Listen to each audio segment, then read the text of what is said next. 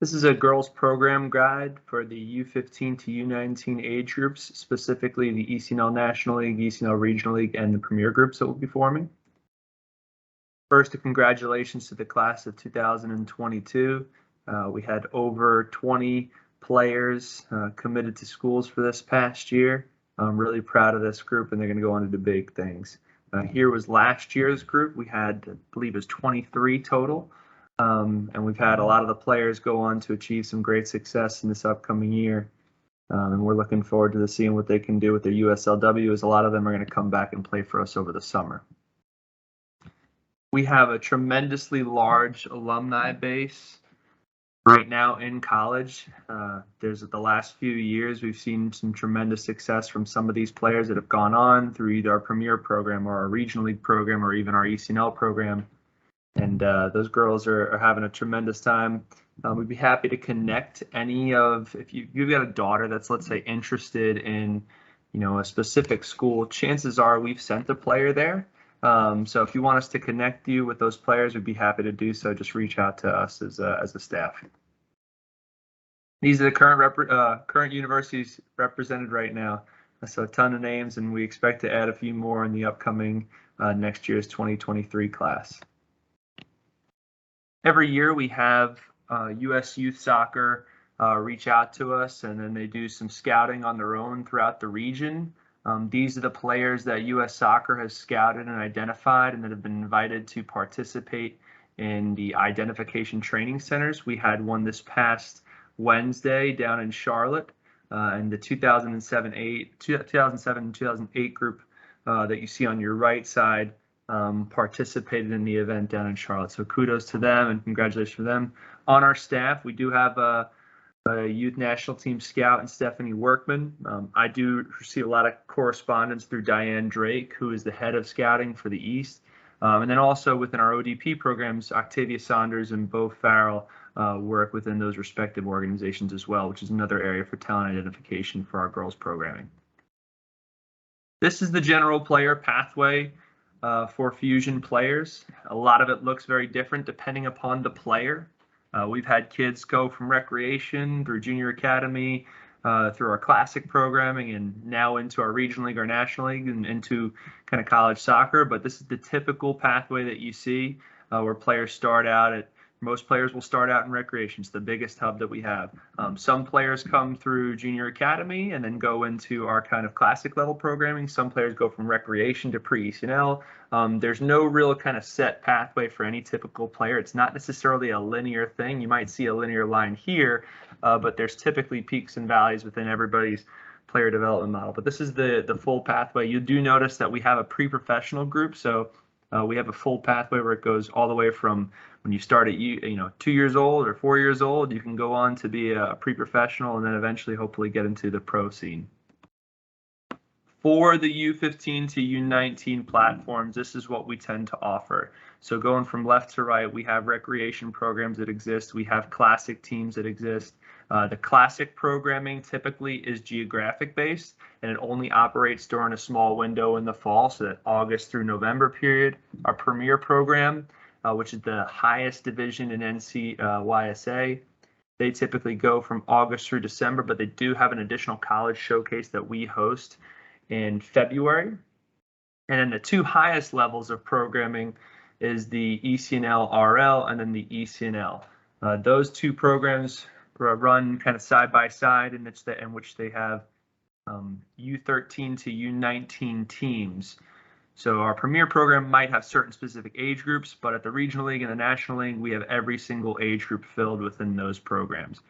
The Regional League goes from August to December with the additional event in February, and then the National League goes August through February with some additional events year-round that sometimes take place in March or May or that kind of stuff. You'll also see two supplementary programs that we offer. So the Super Cup was a new program that was added last year. It's kind of like a modified year-round programming where in the fall there'll be 1 or 2 times per month where the group will get together, and then in the spring it'll be almost a full-fledged program like a team. All ECNL National League U15s, U19 players will be eligible for that programming.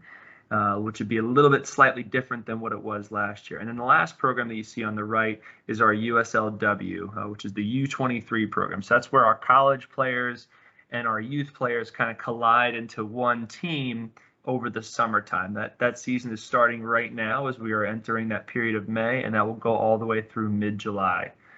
So you'll see, when it comes to our programming, we are able to provide pretty much something for everyone. A little known fact about us in terms of our player base, the majority of our players, our student athletes within our programming, they play multiple sports. Player placement doesn't really kind of limit a player from playing additional sports.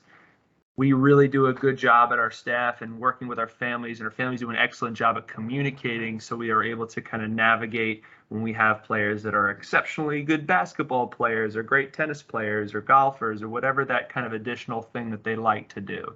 Obviously, the higher up in level, the more challenging it is in terms of managing schedules, but it's things that we've done. We've had players that have gone on to college that actually played in 2 sports while they were in college, which is something unique too.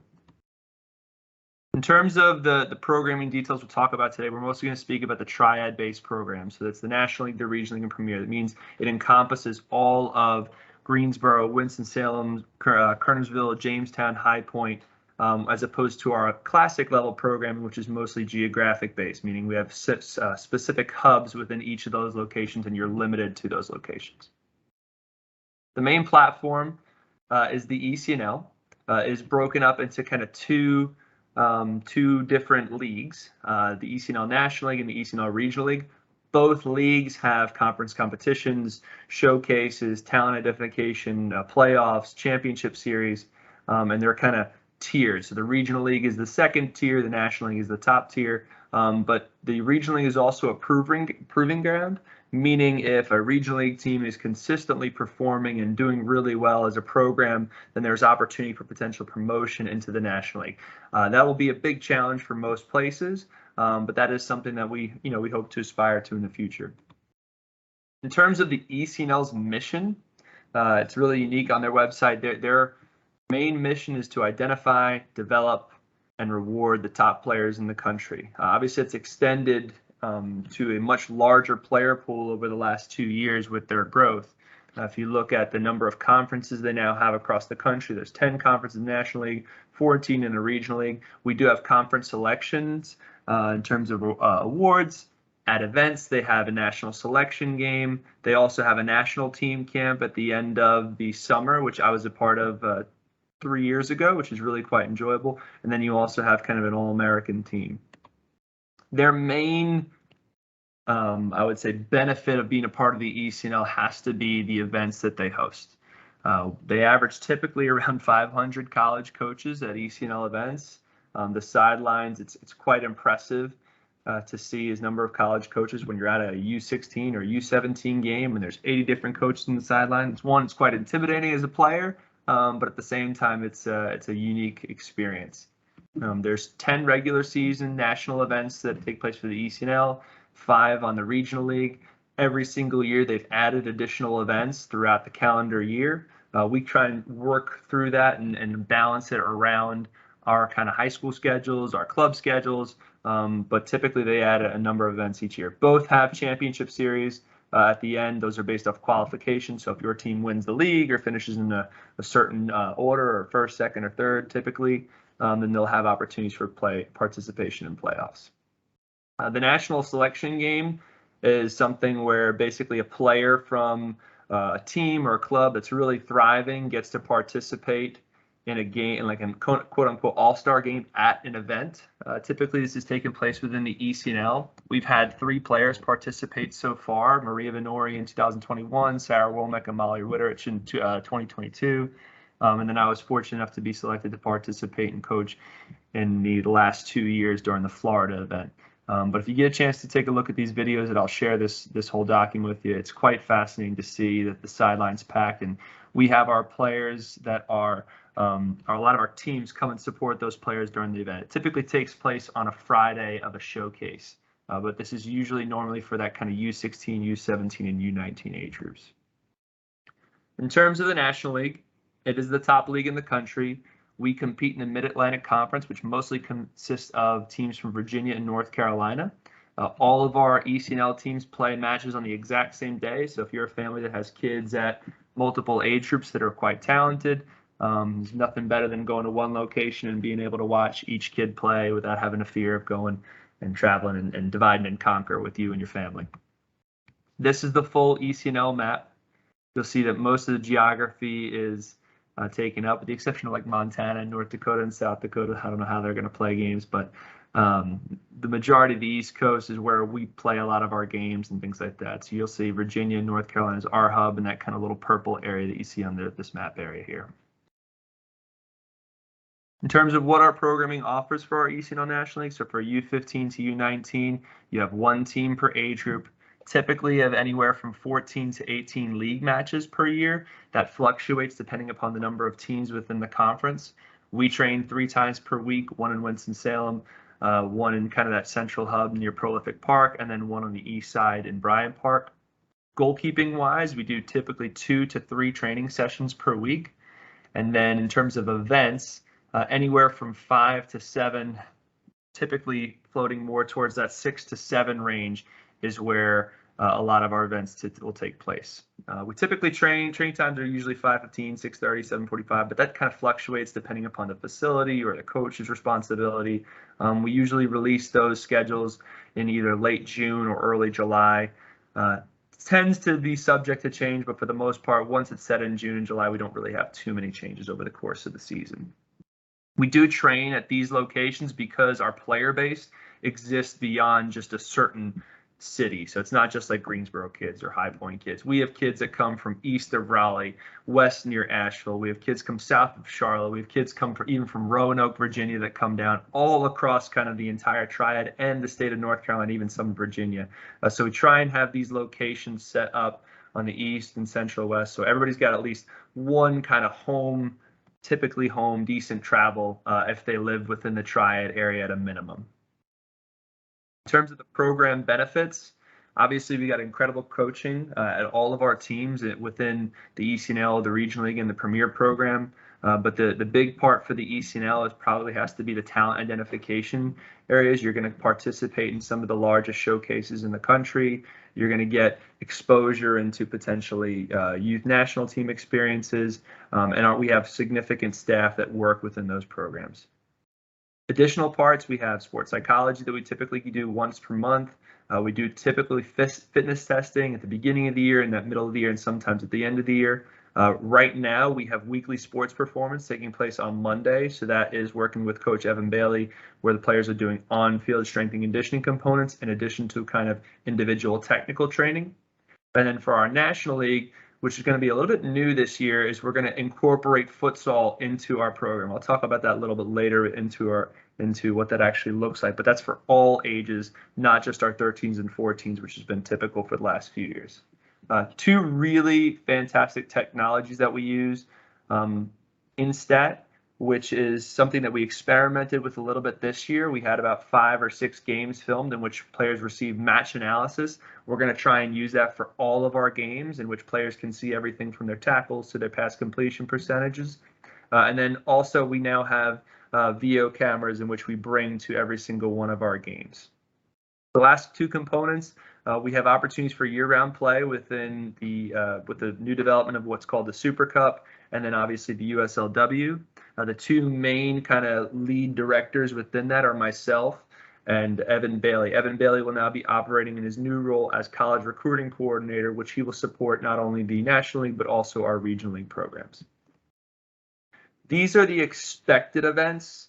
The events kind of change depending upon what the ECNL determines. So if you're looking at the winter events for the most part, we have the option to go to ECNL Tennessee, which that's the hope that we will go to that event. If we're not selected for that event, then we would probably go to the NCFC College Showcase on that same weekend.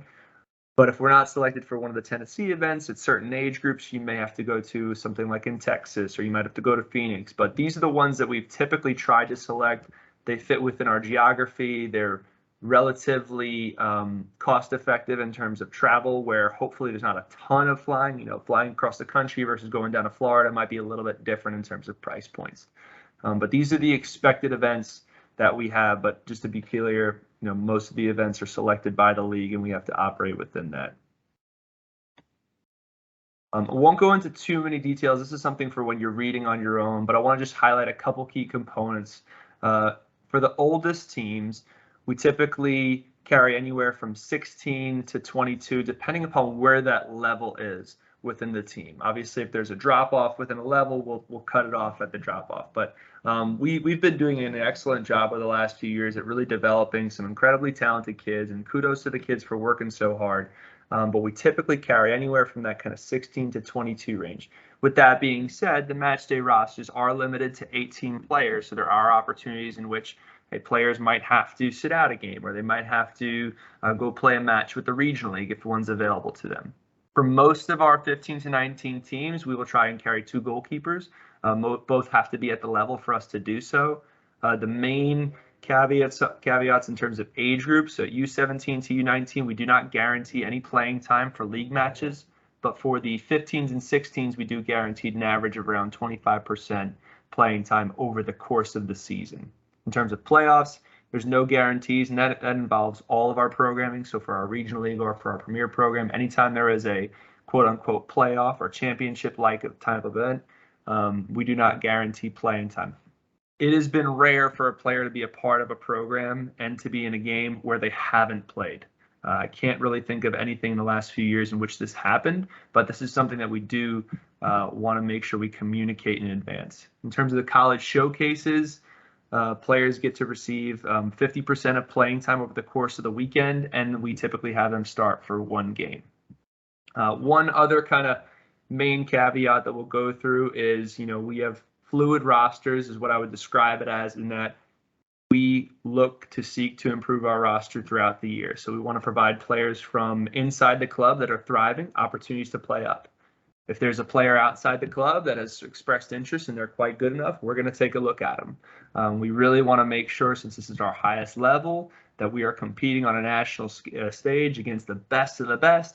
We have to continue to be really strategic with our roster and make sure that we are putting the most competitive and dynamic and best roster out there.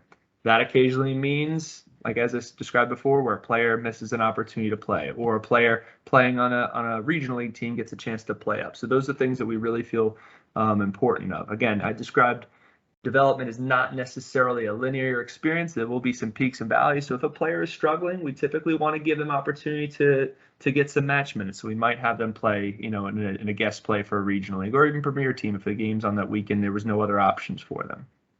The main focus at this level for U15 to 19, and this is for our National League, our Regional League, and our Premier level, is preparation for what the highest level looks like.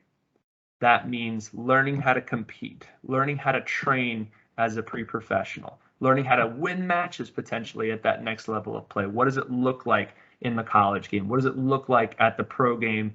And what is the experience of those players that they're having? So we try and expose the players to as high level tactical, technical, physical, psychological demands of the game.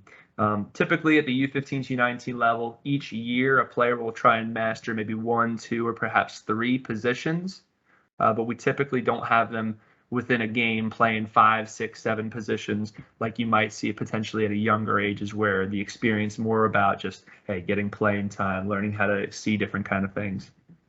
We expect all of our players to be at NC Fusion events. We understand that there are some challenges every single year. Most of our families are incredibly great about communicating well in advance. In terms of things like academics, we always get this question about, well, I've got a really tough test coming up. In our opinion, and this is some of the feedback that we've gotten from a lot of college coaches, the academic component is something that the players need to do in addition to the training. They're going to get that experience when they go to college, where a coach is not going to care that they have 5 or 6 tests on the next day, or they've got 5 or 10 or 11 different projects that they have to juggle. It's about budgeting your time, being prepared, preparing for what the future looks like. We do have days off within our programming that we expect the players to go ahead and start to work on their projects. So time management is a thing that we really preach, and we really don't want players to have to miss for academic reasons. If there is an academic issue in general, then we expect our families to kind of come to us, specifically our parents to come to us. If your daughter is well below a 3.0 and is really struggling, and that we need to have those kind of conversations in general. I mean, maybe we need to step away from the soccer experience a little bit until they can get towards an academic experience that fits what they will be exposed to when they get to higher levels of play. In terms of high school soccer, players are allowed to participate as long as it doesn't conflict with NC Fusion events. This is typically just 1 or 2 events during the spring season where we have within our teams, the players are expected to go to that. Other than that, we've not had any issues in terms of working directly with the high school coaches to make sure that the kids are able to do and participate in both. Everybody's high school experience is a little bit different. So during the spring, we do have some players play with our ECNL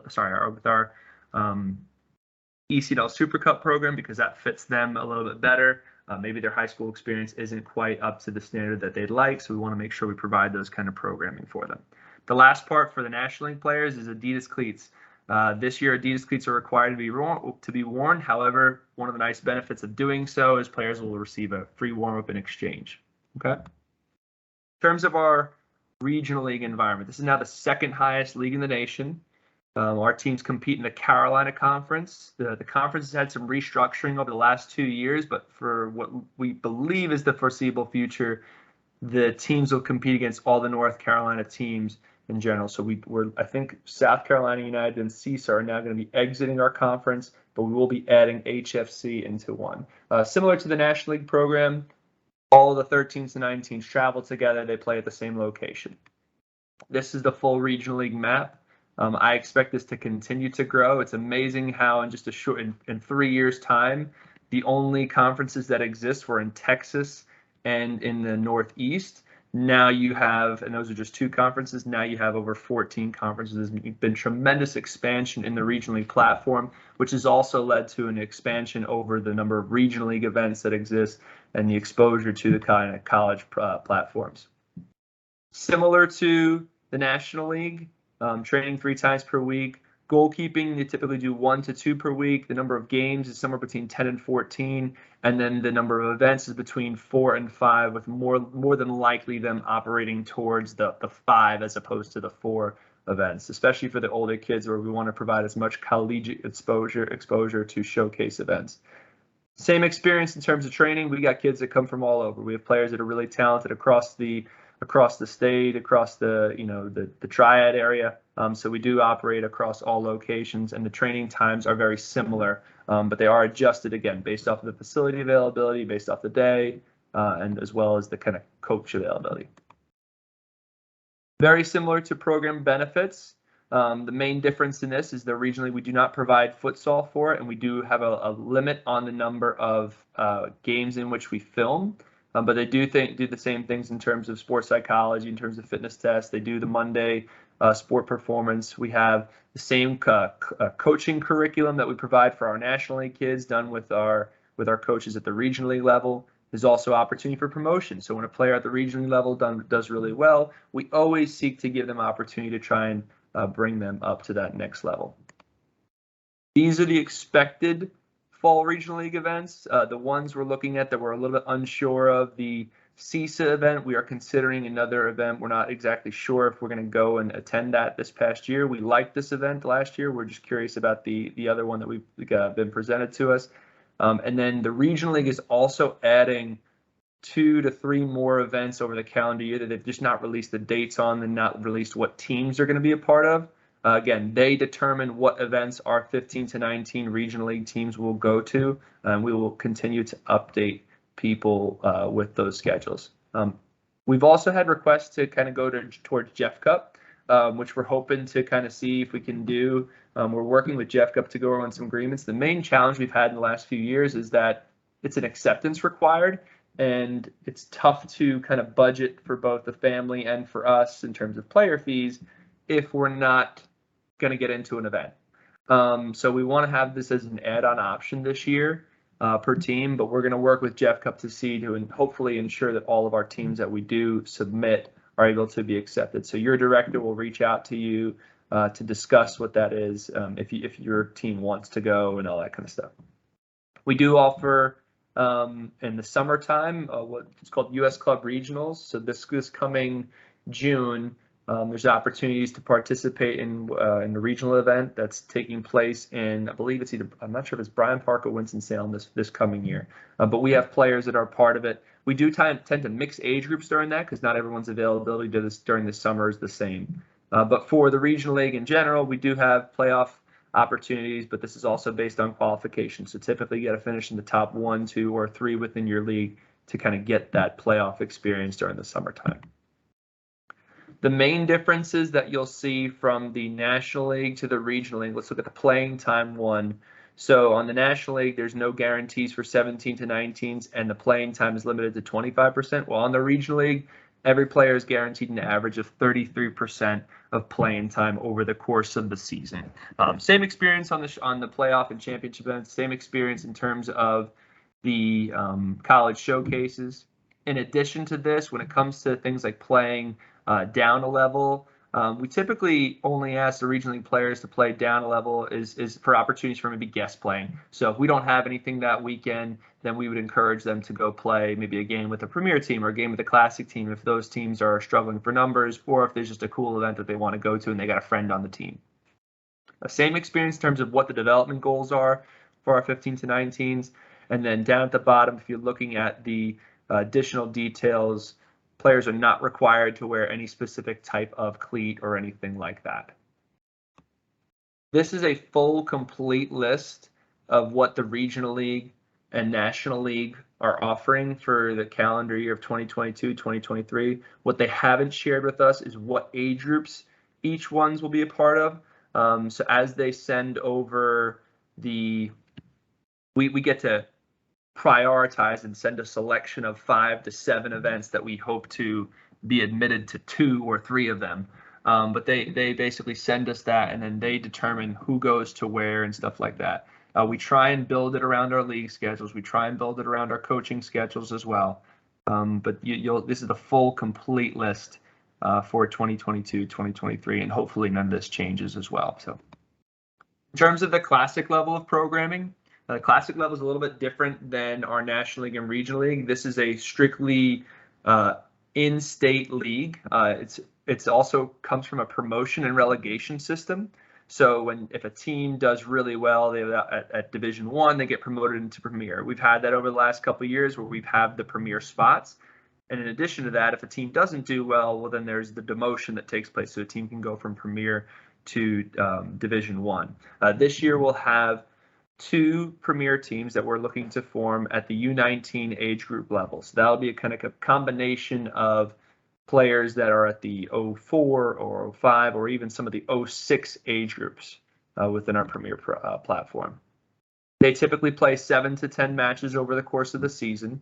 You get 12 training sessions per month, which rounds up to be about 3 times per week.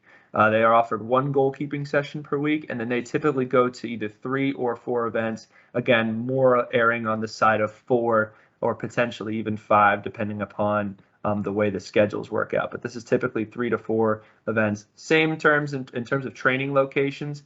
We will look at what the makeup of the team is at the premier level to see, if there is some geographical differences within a team that may make sense for us to move and change locations. But we typically want them to be at the same training locations as our regional league, as there's times in which we have players from our premier team move up to regional league, or players from our regional league maybe guest play on a weekend with our premier team. So we want to have them closely linked so that the ability for our coaches to spend time with those players and for there to be some movement between the teams is a lot easier for us to manage.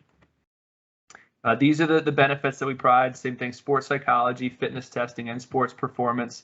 We do film games, but it's not near the level that we do for our National League or our Regional League level. All of our coaches still abide by the same coaching curriculum. The one major difference that is different, and it's different in a great way, is that our premier teams play in NCYSA State Cup.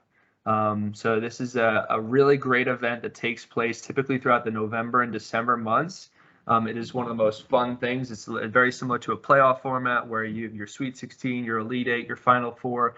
We've had several teams over the last few years get to the Final Four or even win the NCYSA State Cup. It is something that is just a great experience, and it falls in line with our championship series. So when a team wins State Cup, then they have the opportunity to play at regionals during the month of June and potentially nationals if they win that as well. These are the kind of expected events that we take place, with the major one being the NCFC Showcase and our Southern Soccer Showcase, as well as State Cup. We also are looking at one more event. More than likely, it's going to be in Virginia area, and that'll be during that kind of preseason realm in August.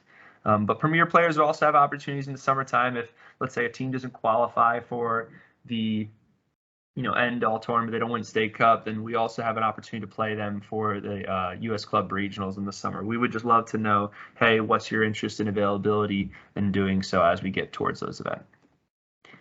If for a reason that a player isn't selected to be a part of the National League or the Regional League or the Premier teams, they would then be moved into the Classic level of programming.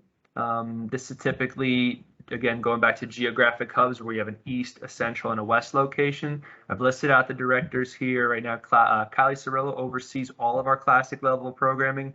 In the East side, from U15-U19, it's Edwin De La Cruz. From the Central, it's Eduardo Aloa. And then from the West location, it's Dominic Smith. Listed out their emails, so feel free to reach out to them. They have some slight differences in terms of what they provide in their programming. Here's a general overview, typically, of what you'll be able to get within the Classic level of programming.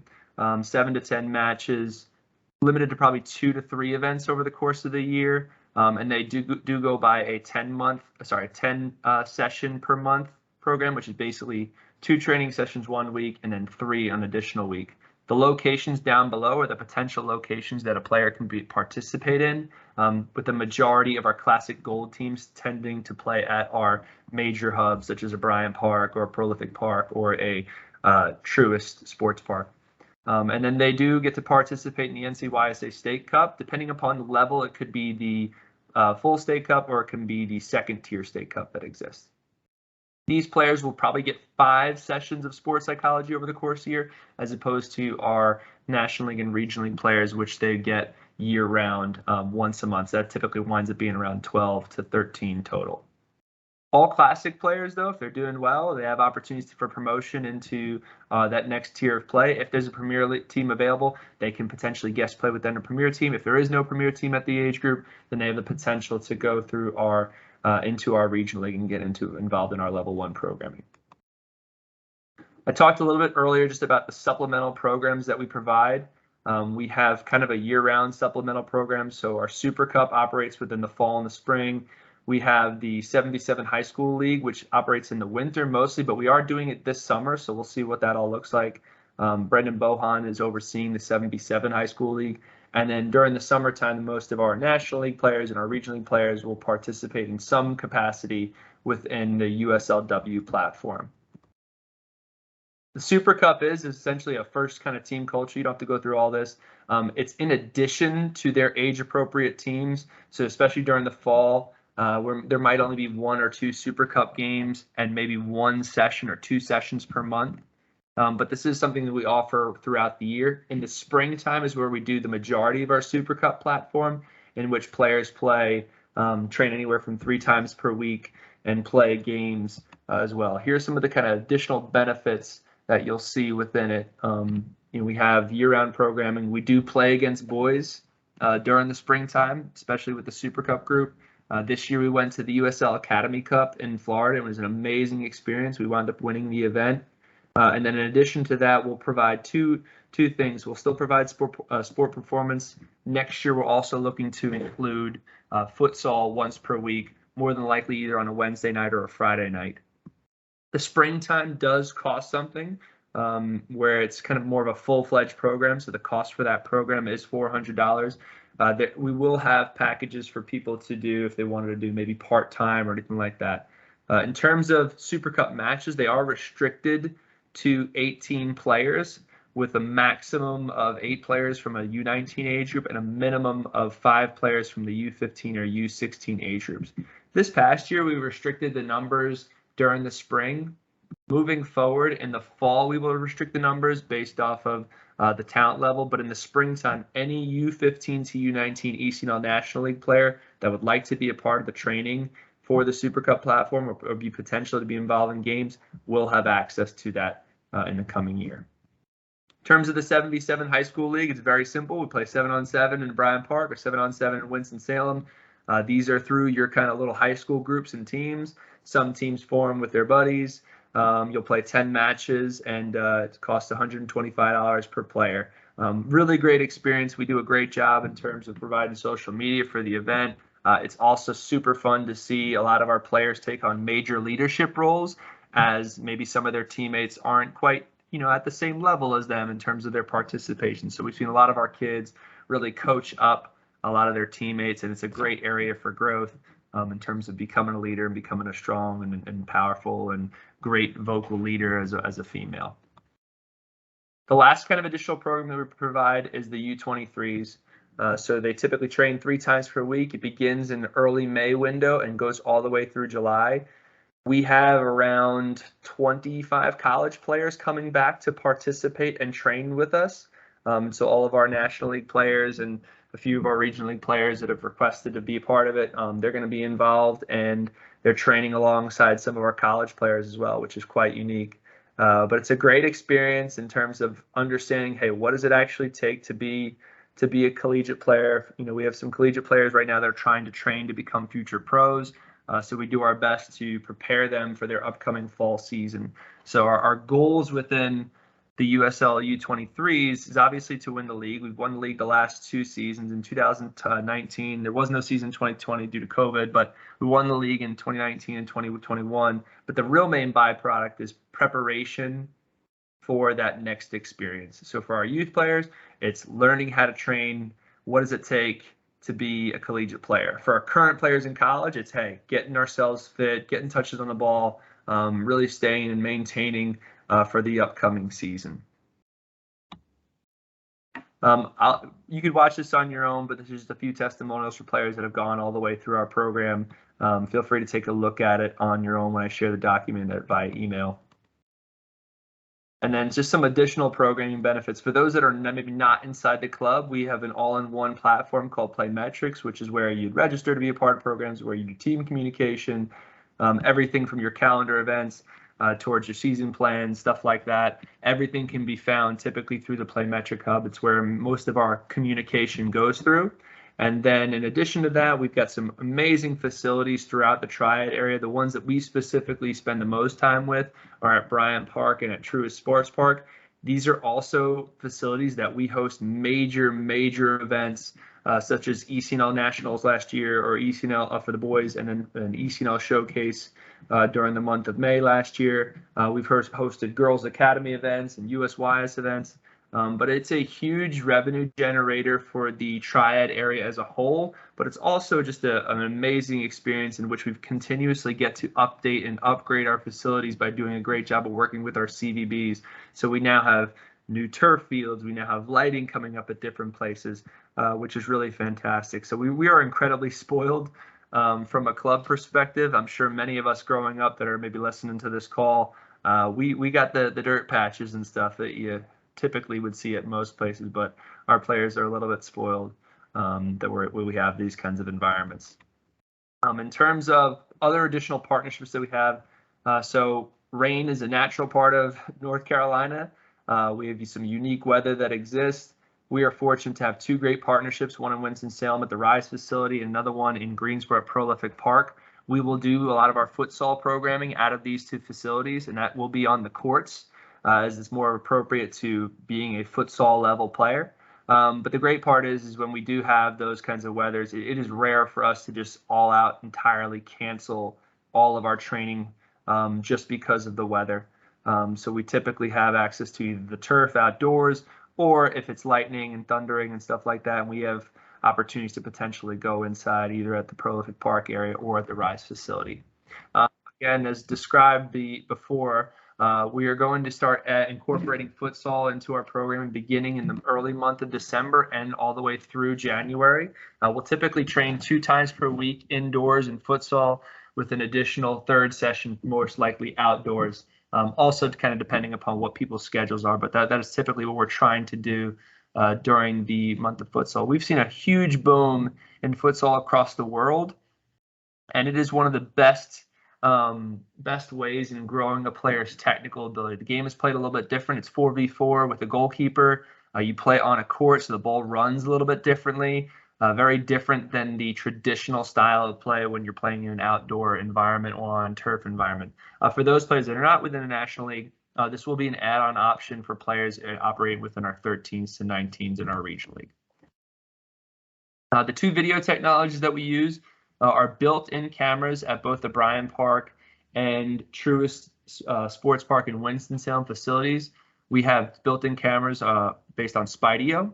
Those cameras are located on fields 1, 2, and 3 at Truist, and then on fields 1, 2, 7, and 8 at Bryant Park. In addition to that, we have the VO platform, which is something that we typically will take now to go to events or go to our league play. There may be away games. So both the Regional League and National League will have access to this. We will also film some of our premier games, especially when the Regional League or National League are not playing. We'll try and get those games filmed as much as possible. But anybody playing on fields 1, 2, 3, 7, 8 at Bryant Park, or 1, 2, and 3 at Truist, those games will always be filmed. We do provide player development plans for all of our players. We have a monthly feedback process in the forms of the what went well and even better if components, which many of you have seen. We typically do that 3 times per year, or 3 times per season, more than likely. And then we have full-on player assessments through Playmetrics, mostly due for mid-season or potentially end-of-season meetings when we meet with people. We do have a full curriculum that expands across. I think I've shared at different times some of our game model with a few of you, but our curriculum is the exact same for our U15-19s, regardless of the Premier or Regional League or National League level, because we have players that are trying to experience the same types of environments as they move into the forward. Our classic level instruction and curriculum will look a little different. Our U11s to U14 curriculum looks a little different, which we're more focused on the individual technical growth as opposed to the team or tactical growth that we see a lot at the older ages. But that just gives you a little bit of insight into kind of what the player development plans look like for. We've notoriously been, trying to work and build community within our triad. We are fortunate enough to have a foundation that many of our players will spend time volunteering, whether it's through Saturday soccer, whether it's through going to community centers on the Fridays, which we've seen a lot of players. Andrew Fleming's team did a bunch of different kind of donations during the almost like a food drive during the Thanksgiving months. But we typically try and get our players involved in community outreach and community service. We are more than just a training and club. We are trying to develop young, capable, talented, and thoughtful women as they kind of grow and age. We expect most of these girls to go on to be future leaders, to eventually become future coaches, to eventually become people that run and operate and run the show in the world. The main kind of program benefits of our highest levels of play, so our Premier, our National League, our Regional League, has to do with the college recruitment. You obviously saw earlier the number of players we've put into programs. It is becoming more of a science that we've really started to figure out. We do have a full-time college recruiting coordinator on staff in the name of Evan Bailey. We also have multiple consultants that work within our programming, such as Octavia Saunders or Stephanie Workman, who are directly involved with collegiate institutions. We do host 2 ID camps throughout the year. We hosted one last weekend that was exceptional. And then in addition to that, we try and use some of the platforms that maybe our college coaches are using. So for the National League, we provide Instat player profiles, which is the same player profiles that all the college coaches use for their own team. So when a college coach goes and logs onto their Instat hub, they can see their team. And then if they type in NC Fusion 2007s, they can see all the players from our team. They can see the player metrics they have, and they can also compare them to some of the players that exist within our own team. We've actually had some players receive some interest from some programs simply based off those Instat profiles. So that's something we're continuing to try and expand on as we move into future years. In addition to that, when we go to events, every team has college brochures that we hand out to the events to the coaches. The largest impact that we're seeing and why we're really happy to be providing program for our National League and for our Regional League is just the overall impact of the league itself on impacting the college experience as well as the professional experience. So over the last few years, 77% of the players selected in the NWSL have come from the ECNL. It's a ridiculously staggering statistic, which we're really excited about. And then, when we're looking at players that are alumni or players that are in college, right now there's over 11,000 players that have gone on from the ECNL and gone into the collegiate experience, 90% of which that players played in the ECNL have gone on to play Division I soccer. Now, we do not promote any player to go towards Division I only or Division II only, Division III. It really just depends upon the player's experience and what their goals are. I tell this to all players every single year. We have players that play in Division I that love it. We have players that play in Division I that don't like it. We have players that go and have way better experiences in Division II or Division III, depending upon the resource or the university. But I think that the larger piece is the structure that a collegiate environment can provide, the opportunities to, one, stay out of trouble by going to a place where you're going to play, where you're going to spend time on the field, where you're going to experience being a part of a team. And there's nothing better than those that are running businesses would understand. When you see a kid that's played 4 years of collegiate soccer, they've had discipline, they have time management, they have commitment successes. So I think having that on your resume as you're exiting a college is just an invaluable experience. And it's very, very marketable for those that are looking to get into the business world. But again, the ECNL is a great perpetuating of the environment, the experience for both our regional league and for our national league players. In terms of the staff, for those that don't know, Scott Wallace is our executive director. He runs and oversees the club, oversees all of the club. We do have some really great support staff now that we've hired in the last few years in terms of operations, in terms of business, in terms of just overall administration. So they're listed here. In terms of our girls staff specifically, we have 6 full-time positions within our full girls programming. So that's our ECNL, our ECNL Regional League, our college recruitment, our 2 pre-ECNL staffs that exist, as well as our assistant ECRL director that we have. Now, Stephanie Workman works in a part-time role within our programming, but she is still someone that is heavily involved in everything that we do. She is currently an assistant at the UNC Greensboro. She's actually just been promoted to associate head coach. We're really proud of her there. In terms of additional support staff, the ones that you guys it's important for you to be aware of. One, if we look at on the right side, the travel coordinator. So Stephanie Walker plays a major role in terms of communication with our team managers as well as our families. She helps us secure hotels. She helps us secure venues if we're doing an end of season type social or thing like that. And then Gary Gartner and I work hand in hand with Bo and our premier staff to go over things like events and make sure that we're providing good experience to the players in terms of that. These are our full staff coaches for the upcoming season that we have listed out. Feel free to take a look at each one. We do have, we've not filled the positions of the premier staff. We are looking at the tryout experience to figure out who we need within those positions. We do have a couple options right now, but we're not ready to determine and make the statement that they are going to be a part of that experience. And so this is a little bit of insight into kind of who those people that are and what teams they're working with. The newest people within to our regional league staff, Bob Christina, who was working with our premier groups, he's now been elevated into our regional league component. We just recently hired Anthony Suarez, who was working down at West Florida Flames in Florida. He's moving to the area. Really excited about him. Daniel Martin, he'll be taking over our pre-ECNL programming in the east side. And Evan Bailey's been promoted to our National League. In terms of the additional staff, so Elijah Denton worked within our premier teams. He's now been elevated to our National League program.